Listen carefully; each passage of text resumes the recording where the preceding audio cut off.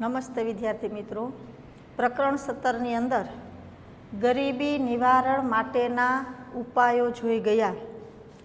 હવે ગરીબી નિવારણ માટે સરકારે જે ઉપાયો હાથ ધર્યા છે, આ ઉપાયો એને સફળ બનાવી શકાય એ માટે સરકારે કેટલીક યોજનાઓ બહાર પાડી છે, કેટલાક કાર્યક્રમો ઘડ્યા છે કે જેના કારણે ગ્રામીણ અને શહેરી વિસ્તારની અંદર જે ગરીબી રેખા નીચે જીવન જીવે છે એ લોકો આ જે કાર્યક્રમો છે એનો કે યોજનાઓ છે એનો લાભ મેળવી શકે અને સાથે સાથે એની આવકે વધી શકે અને એને રોજગારી પ્રાપ્ત થઈ શકે.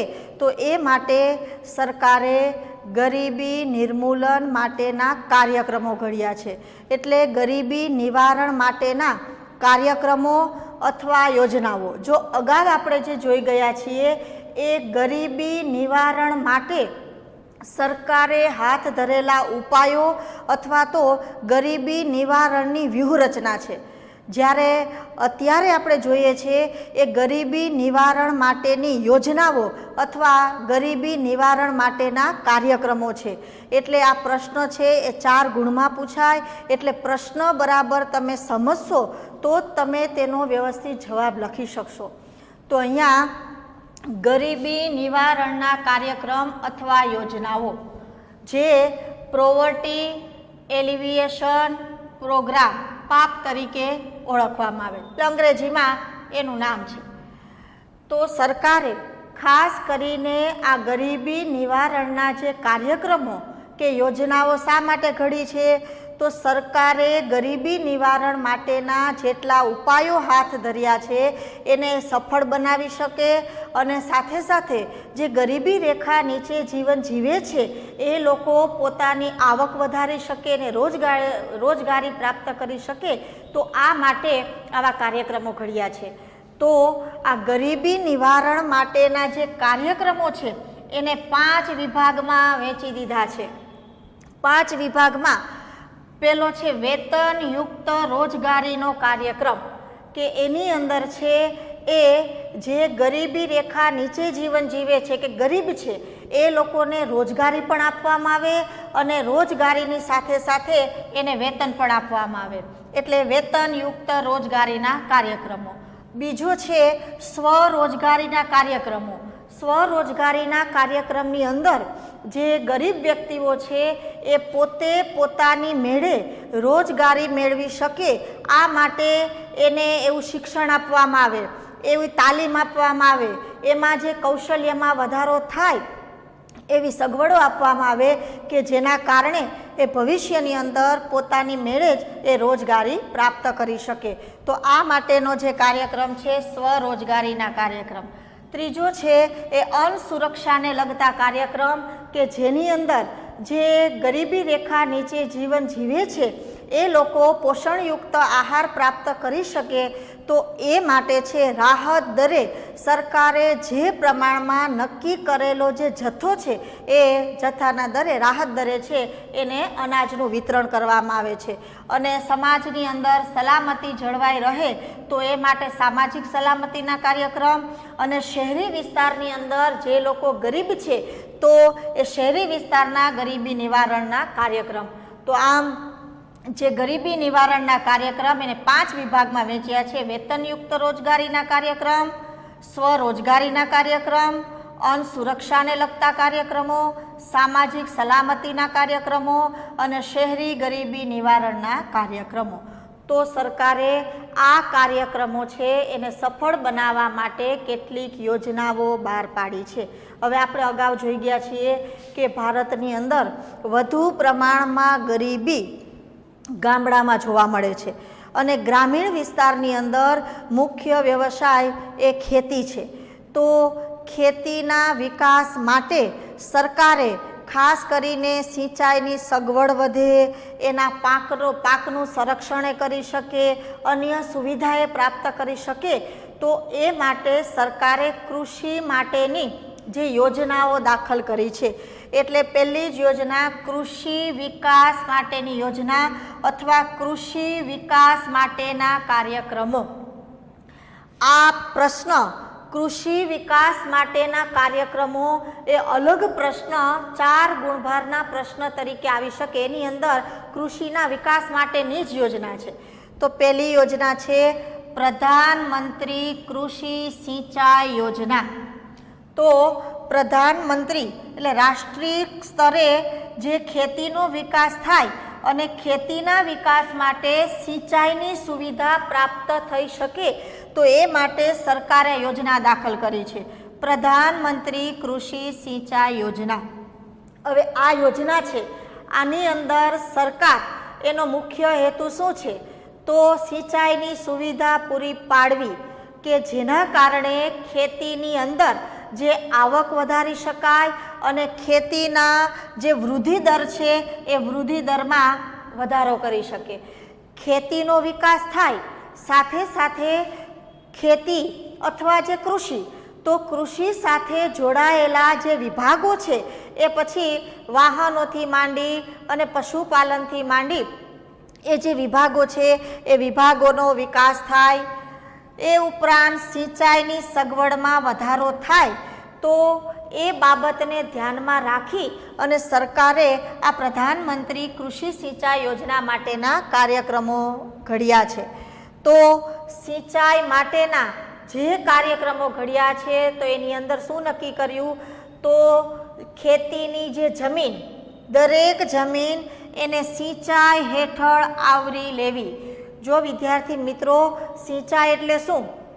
તો કે સિંચાઈ એટલે ખેતીની અંદર કૃત્રિમ રીતે જે પાણી આપવાની જે પદ્ધતિ છે એને સિંચાઈ કહેવાય.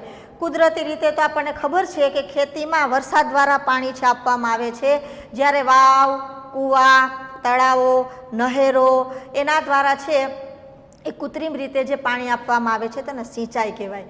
તો સિંચાઈમાં વધારો કરવા માટે સરકારે જે કાર્યક્રમ ઘડ્યા છે તો દરેક ખેતીની જમીન એને સિંચાઈ હેઠળ આવરી લેવી.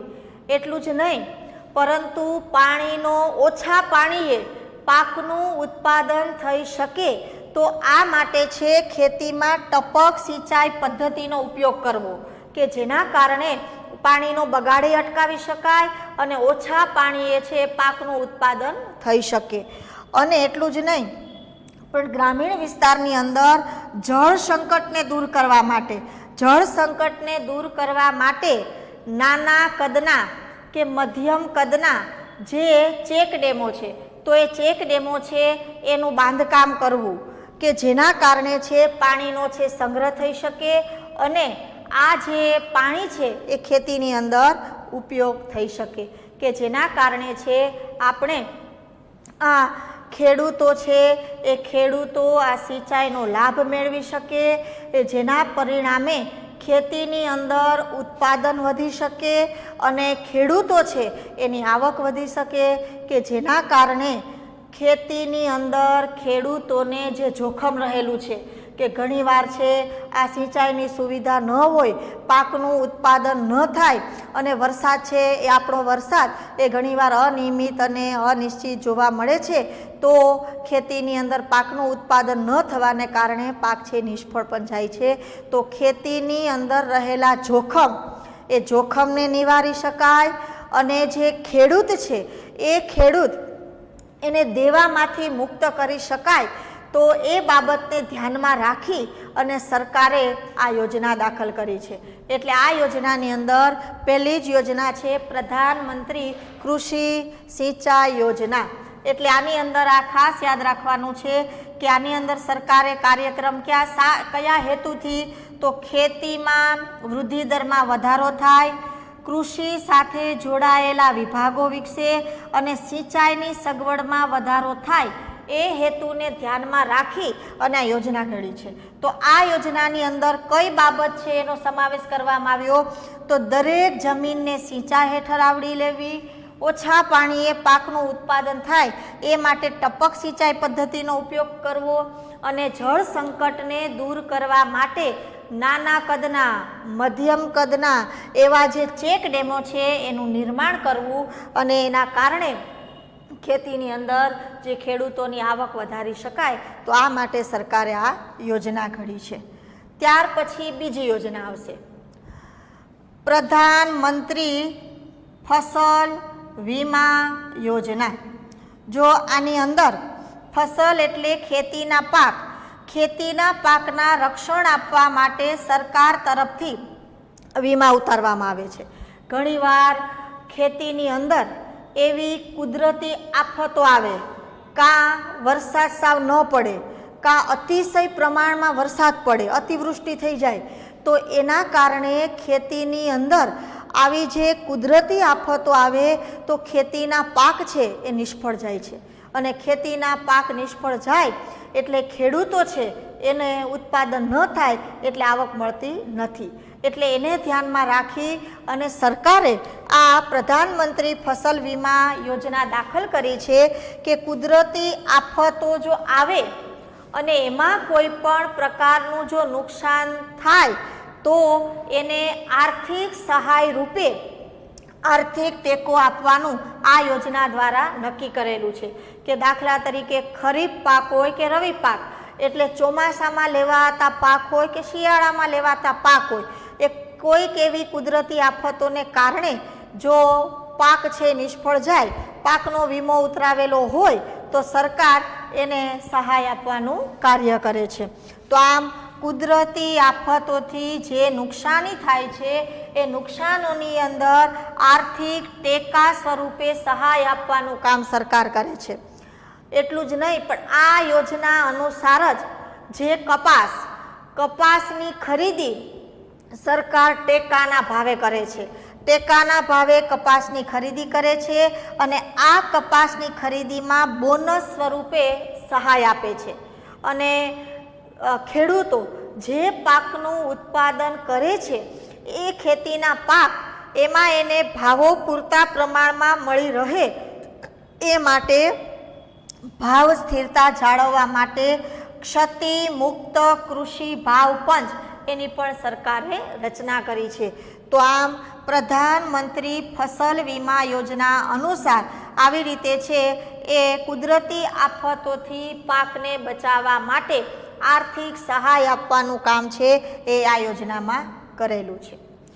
ત્યાર પછી કૃષિ અંગેનો ત્રીજો કાર્યક્રમ કે ત્રીજી યોજના આવશે, રાષ્ટ્રીય પેયજળ કાર્યક્રમ, પેયજળ પાણી.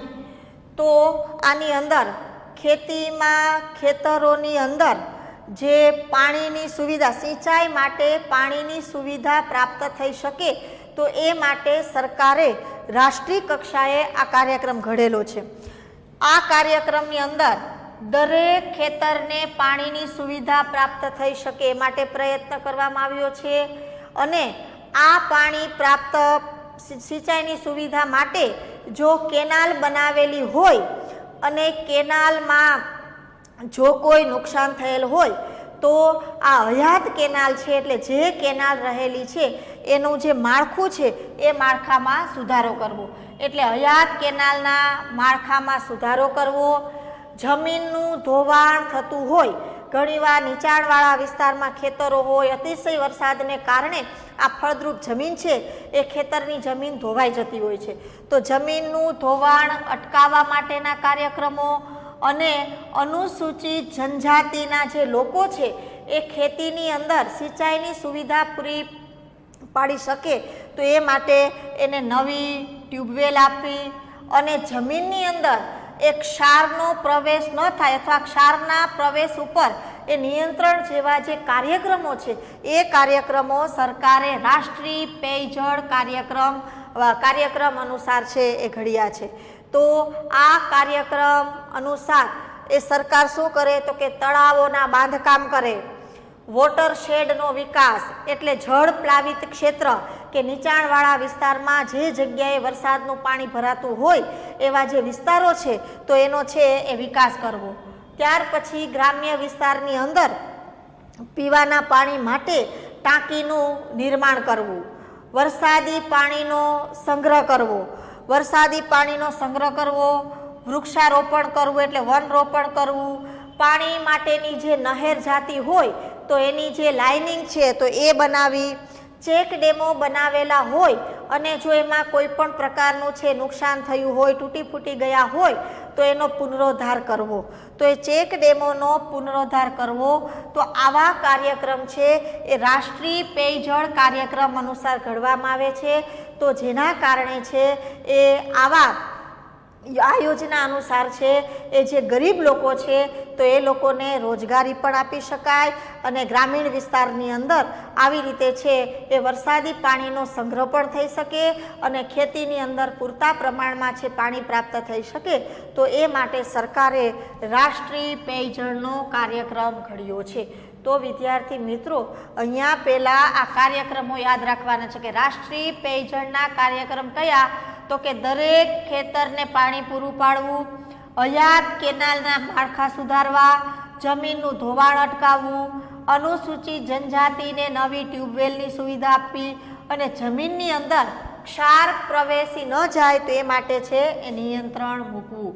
તો એવા કાર્યક્રમો ઘડ્યા અને આ માટે સરકાર તો કે તળાવો અને વોટરશેડનો વિકાસ થાય, ટાંકીનું નિર્માણ થાય, વરસાદી પાણીનો સંગ્રહ થાય, વન રોપર, નહેરોની લાઇનિંગ કે પછી આ ચેક ડેમોનું પુનરોદ્ધાર, આવા નવીનીકરણના કામો છે એ કરી અને લોકોને રોજગારી આપી અને આવક વધારવાનો પ્રયત્ન કરે છે કે જેના કારણે એ લોકો ગરીબીમાંથી બહાર છે એ આવી શકે. આ સરકારે રાષ્ટ્રીય કક્ષાએ જે યોજના દાખલ કરી છે તો એને ધ્યાનમાં રાખી અને જુદા જુદા રાજ્યોની અંદર રાજ્ય સરકારે પણ પ્રયત્ન કર્યા છે કે ખાસ કરીને ખરીફ પાક માટે ખેડૂતોને જો ધિરાણ જોતું હોય, ખરીફ પાક એટલે તો ચોમાસામાં લેવાતા જે પાક છે એને ખરીફ પાક કહેવામાં આવે છે. તો ખરીફ પાક માટે જો નાણાંની જરૂર હોય તો રાજ્યો છે એ ઓછા વ્યાજના દરે ધિરાણ આપે છે. તે સિવાય પશુપાલન, ખાતરનો સંગ્રહ કરવો હોય, આવી જે સુવિધા છે તો એના માટે પણ સહાય આપવાનું કામ કરે છે. તો આ કેન્દ્ર સરકારે કૃષિના વિકાસ માટે જે પ્રયત્ન કર્યા છે તો એને ધ્યાનમાં રાખી અને રાજ્ય સરકારે પણ પ્રયત્ન કર્યા છે જેના કારણે ગરીબી દૂર કરી શકાય. તો એમાં આપણું ગુજરાત રાજ્યની અંદર પણ ગુજરાત સરકારે પણ આ ગરીબી દૂર કરવા માટેના ઉપાયો હાથ ધર્યા છે કે એની અંદર ગુજરાત સરકારે ગરીબ કલ્યાણ મેળા એનું આયોજન કર્યું છે કે જેની અંદર કોઈ પણ ગરીબ વ્યક્તિ છે એ પોતે પોતાની મેળે કોઈ પણ ધંધા રોજગાર સ્થાપવા હોય તો એને સહાય આપવાનું જે કામ છે તે ગુજરાત સરકાર કરે છે કે જેના કારણે આ ગરીબીમાં જીવન જીવે છે અથવા ગરીબી રેખા નીચે જીવન જીવે છે આ લોકોનું જે જીવન ધોરણ સુધારી શકાય. તો એ માટે ગુજરાત સરકારે પણ પ્રયત્ન કર્યો છે. તો આ ચોથો પોઈન્ટ આવશે રાજ્ય સરકાર દ્વારા અને ગુજરાત સરકાર દ્વારા પ્રયત્ન. ત્યાર પછી કૃષિના વિકાસ માટેની જે યોજના છે ઇનામ યોજના, ઇન્ટરનેટ દ્વારા જે આજે ઇનામ યોજનાનું નામ છે નેશનલ એગ્રીકલ્ચર માર્કેટ એટલે રાષ્ટ્રીય કૃષિ બજાર.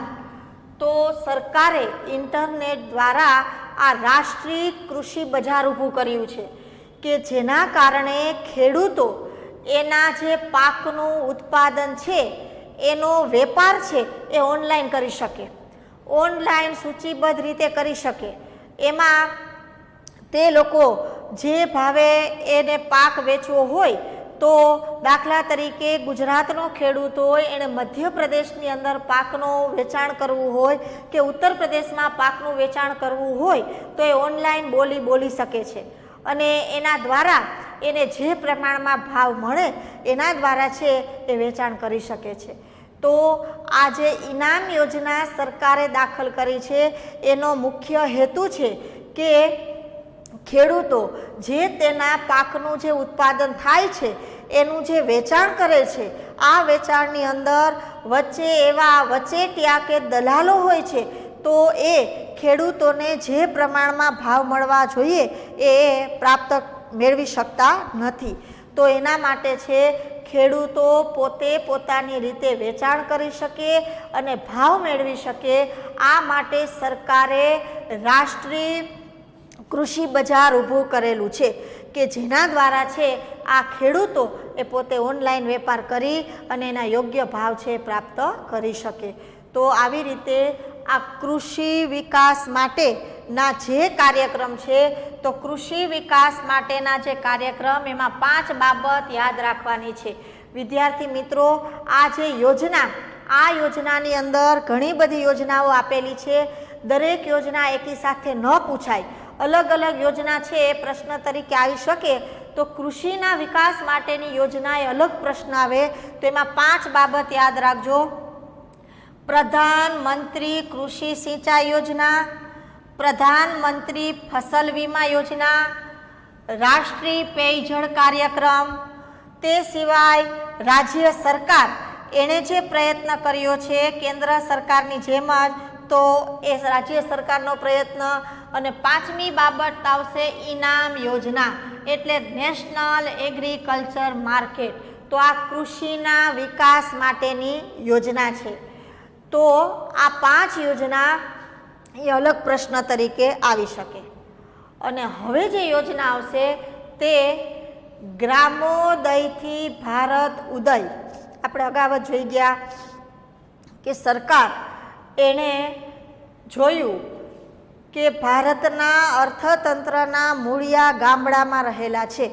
એટલે આપણે આપણા દેશનો જો વિકાસ કરવો હશે તો પહેલાં ગામડાનો વિકાસ કરવો પડશે. અને ગામડાનો જો ઉદય થશે, ગામડાનો વિકાસ થશે તો જ આપણા દેશનો, ભારતનો આપણે વિકાસ કરી શકીશું. તો એના કારણે સરકારે છે આ કાર્યક્રમ ઘડ્યો છે ગ્રામોદયથી ભારત ઉદય. તો ગામડાની અંદર જે જરૂરિયાતો છે એ જરૂરિયાત પૂરી પાડવા માટે સરકાર સહાય આપે છે. હવે ગામડામાં મુખ્ય વ્યવસાય ખેતી છે. તો ઘણીવાર ખેતીની અંદર પાકનું ઉત્પાદન બરાબર થઈ ગયેલું હોય અને આજુબાજુ જો જંગલ વિસ્તાર કેવો હોય તો વન્ય પ્રાણીઓ એ પાકના જે ઊભા મોલ એને ઘણીવાર નુકસાન પહોંચાડતા હોય છે. તો આ મોટા પ્રમાણમાં છે એ જમીન હોય તો એની ફરતે તાળ બાંધવા માટે ઘણીવાર છે એ ખેડૂતોને સહાયની જરૂર પણ પડે છે. એટલે સરકારે છે એ વન્ય પ્રાણીથી પાકનું રક્ષણ થઈ શકે આ માટે ખેતરની ફરતે જે તાર બાંધવા હોય તો એ તાર બાંધવા માટે જે આર્થિક સહાય છે એ પણ આ યોજના દ્વારા આપવામાં આવે છે. એટલે પહેલી જ બાબત આવશે તાર માટેની સહાય. બીજું, ખેતીની અંદર જ્યાં દુષ્કાળ પડે, જ્યારે દુષ્કાળ પડે ત્યારે ખેતીમાં પાકનું ઉત્પાદન થતું નથી અને પાકનું ઉત્પાદન ન થાય એટલે પશુઓ છે એને જે ઘાસચારો મળવો જોઈએ એ ઘાસચારો છે એ પ્રાપ્ત થતો નથી. તો દુષ્કાળના સમયે પશુધનને જે ઘાસચારો પૂરો પાડી શકાય તો એ માટે પણ સરકાર સહાય આપે છે. પશુઓ છે એ છૂટા વિસ્તારમાં બાંધવાને બદલે પશુ શેલ્ટરની અંદર બાંધવા માટે, જો એને ઢાળિયા જેવા બાંધવા હોય તો એ પશુ શેલ્ટર છે બાંધવા માટે પણ સરકાર સહાય આપે છે. તો દુષ્કાળ સમયે પશુધનની સુરક્ષા, એના માટે ઘાસ અને પશુ શેલ્ટર બાંધવાની સહાય આપે છે. તે સિવાય ગ્રામ્ય વિસ્તારની અંદર વરસાદની આગાહી કરવામાં આવે કે જેના કારણે ખેડૂતોને ખબર પડે. તો સેટેલાઇટ કે ડ્રોન ટેકનિકની મદદથી વરસાદની આગાહી કરવામાં આવે. વરસાદની આગાહી કરવામાં આવે કે જેના કારણે ખેડૂતોને ખ્યાલ આવે. એટલું જ નહીં પણ જે વિસ્તારની અંદર જે ખનિજો હોય છે તો ખનિજો કેટલા પ્રમાણમાં છે તો એની આગાહી પણ આ ડ્રોન સિસ્ટમ પદ્ધતિથી છે કરવામાં આવે છે. એટલે સેટેલાઇટ કે ડ્રોન ટેકનિકની મદદથી વરસાદની આગાહી કે ખનિજ ક્ષેત્ર શોધવા તો એક કામ કરવામાં આવે છે. ત્યાર પછી જે ખેતીની જમીન છે આ જમીનનો સર્વે કરી ગ્રામ્ય વિસ્તારની અંદર ખેતીની જે જમીન છે એનો સર્વે કરી અને એના રેકર્ડ જાળવવા, તો એ કામ પણ છે કરવામાં આવે છે. અને ખેતીની અંદર યાંત્રિકીકરણ થાય તો આ માટે ખેતીના કોઈ પણ સાધનો ખરીદવા હોય, ટ્રેક્ટર ખરીદવા હોય તો એમાં સરકાર લોન આપે છે. લોન આપે છે અને સબસિડી સ્વરૂપે પણ સહાય આપવાનું કામ કરે છે કે જેના કારણે છે ખેડૂતો ખેતીની અંદર આ યાંત્રિક સાધનોનો ઉપયોગ કરી શકે અને પાકનું ઉત્પાદન વધારી શકે. તો આમ ખેતીમાં યાંત્રિકીકરણ થઈ શકે માટે ખેતીના સાધનો ખરીદવા માટે લોન કે સબસિડી આપે છે. એટલું જ નહીં પણ ગ્રામ્ય વિસ્તારની અંદર પાણીના ટાંકાનું નિર્માણ કરવું હોય તો પાણીના ટાંકાના નિર્માણ માટે પણ સહાય આપવાનું કાર્ય કરે છે. બાગાયતી ખેતી છે. બાગાયતી ખેતી કે જેની અંદર પાકનું ઉત્પાદન બાગ બગીચામાં થતું હોય, એ પછી જામફળ હોય, સીતાફળ હોય, કેરી હોય, તો એ બાગાયતી પાકો છે એની ગુણવત્તા સુધરે તો એ માટે સરકાર છે એ પ્રયત્ન કરે છે. તે સિવાય કૃષિ ધિરાણ મંડળી છે તો એની અંદર બધું જે કાર્ય છે એ કમ્પ્યુટરાઇઝેશન કરવામાં આવ્યું છે કે જેના કારણે કમ્પ્યુટરની અંદર જ આ માહિતી છે એ જળવાઈ શકે.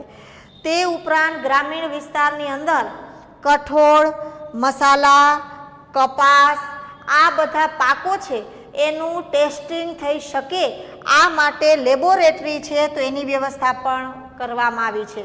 અને ગ્રામ્ય વિસ્તારમાં જ જે ખેડૂતો પાકનું ઉત્પાદન જે કરે છે એને પોષણક્ષમ ભાવો મળી શકે તો એ માટે પ્રબંધ કરવામાં આવે છે. જળ સંગ્રહ માટે જળાશયો, જળ સંગ્રહ માટે જો સરકાર જે પ્રયત્ન કરે છે તો કયા કયા પ્રયત્ન કરે તો કે જળ સંગ્રહ માટે છે એ જળાશયો બંધાવેલા હોય, પણ ઘણીવાર એવી પરિસ્થિતિ ઊભી થાય કે જમીનનું જે ધોવાણ થતું હોય તો એના કારણે છે એ કાંપ ભરાઈ જતું હોય છે. વિદ્યાર્થી મિત્રો, આ જળ સંગ્રહ માટે સરકાર જે પ્રયત્ન કરે છે તો એ અંગેની જે માહિતી છે એ હવે પછીના લેક્ચરની અંદર આપણે છે એનો અભ્યાસ કરીશું.